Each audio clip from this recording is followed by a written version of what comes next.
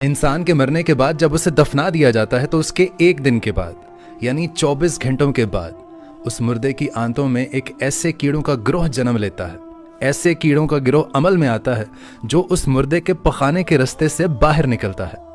और साथ में नाकाबिले बर्दाश्त बदबू फैलाना शुरू कर देता है, जो कि दरअसल अपने हम पेशा कीड़ों के लिए एक इन्विटेशन होता है, एक सिग्नल के तौर पर काम करता है। और ये ऐलान होता है बिच्छू और तमाम कीड़े मकोड़े उस इंसान के जिस्म की तरफ हरकत करना शुरू कर देते हैं और उस इंसान का गोश्त खाना भी शुरू कर देते हैं। और आप ये जानकर हैरान हो जाएंगे कि इंसान की तदफीन के 3 दिन के बाद सबसे पहले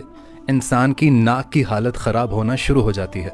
6 दिन के बाद इंसान के नाखून गिरना शुरू हो जाते हैं और 9 दिन के बाद इंसान के बाल भी गिरना शुरू हो जाते हैं और 9 दिनों के बाद इंसान के जिस्म पर एक भी बाल मौजूद नहीं रहता और साथ साथ इंसान का पेट भी फूलना शुरू कर देता है और 17 दिन के बाद पेट फट जाता है।